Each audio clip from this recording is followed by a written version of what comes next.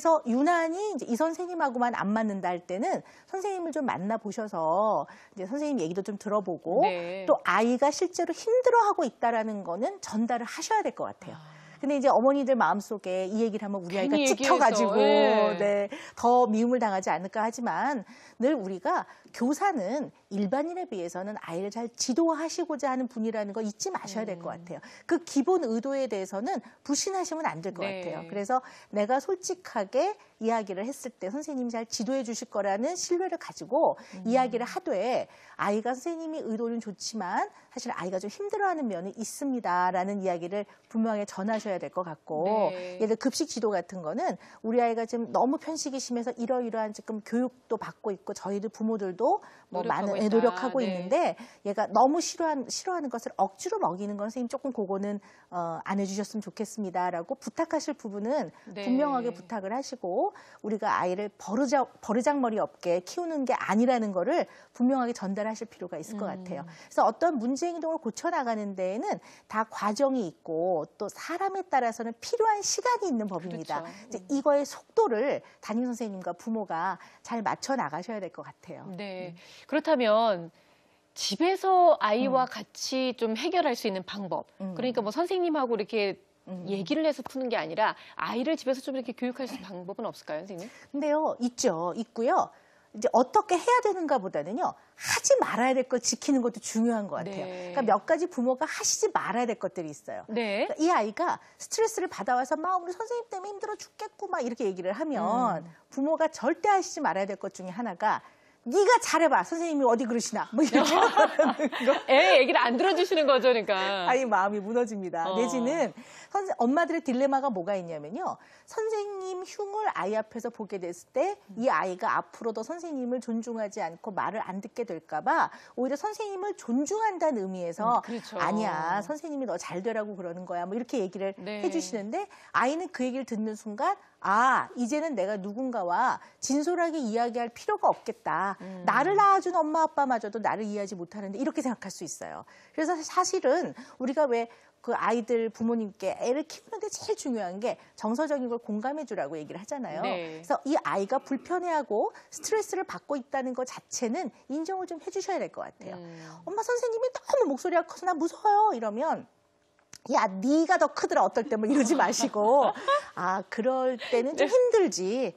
왜냐하면 너가 좀 소리에 예민한데 선생님이 소리를 많이 지르시면 네가 좀 힘은 들겠구나. 이렇게 좀 인정을 해주셔야 될 것 같아요. 그리고 나서 아이한테 너한테만 그러니 아니면 다른 애한테도 좀 그러니 그러면 선생님 원래 그래요. 그러면 그렇다면 너한테 힘들라고 일부러 그러시는 거는 아니네. 그러면 이 세상에는 또 목소리 큰 사람도 많으니까 이번 기회에 좀 그런 것들을 한번 좀 잘 극복해보는 기회를 삼으면 어떨까? 뭐 이 정도로. 그런데 힘은 들겠다. 예민은 해지겠다. 이렇게 좀 공감을 해주셔야 될 것 같아요.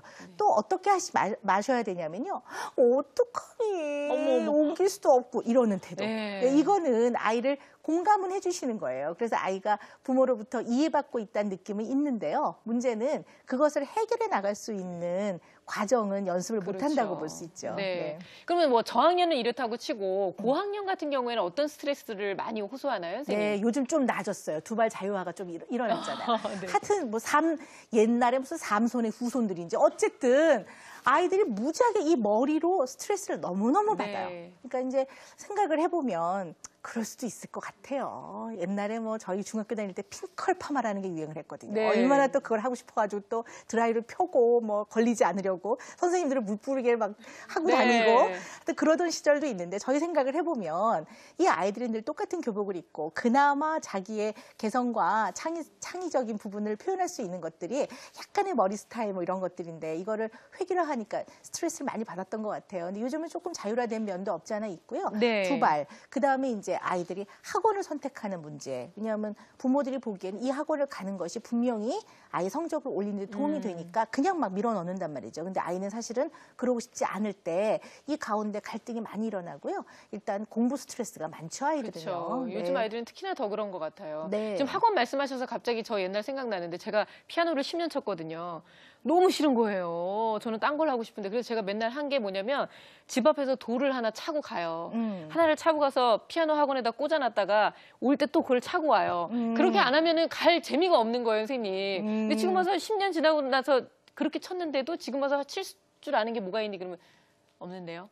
하고 싶은 게 없는 거예요. 그러니까 10년 세월을 좀 허송세월했다는 생각이 들기도 하고, 그러니까 정말 아이가 원하는 게 뭔지 고학년 때 가서는 좀 아이의 얘기를 좀 들어볼 필요가 있겠다는 생각도 드네요. 그렇죠. 그런데 이제 이렇게 얘기를 하잖아요. 그럼 이제 중고등학생 고학년 네. 자녀를 둔 부모들은요, 아이고 지승현 씨 모르는 소리 마세요. 지금 아직 어리니까 그런 얘기를 하죠. 네. 이렇게 얘기를 하세요. 왜냐하면 학습이라는 것이 비단 성적을 잘 받아서 좋은 대학을 가고 하는 의미만은 아니거든요. 왜냐하면 아이가 기본적으로 학습이 너무 떨어진다든가 아니면 너무 안 하려든가 하는 것이 굉장히 큰 문제가 되는데 네. 이럴 때 우리 부모들이 아이를 어떻게 지도하시냐면요. 너 이래갖고 어디 대학 문턱이나 들어가겠니? 너 우리 지방대 못 보낸다? 뭐 우리 돈도 없어? 이렇게부터 시작하는 거야. 너 서울에 못 가면 우리는 너 대학 안 보내. 뭐 이런 분들 되게 네. 많으세요. 완전 협박. 근데 물론 예. 부모로서는 아주 절실하기 때문에 더 열심히 하라는 하나의 자극으로 얘기를 그렇죠. 하지만 아이가 받아들일 때는 그렇지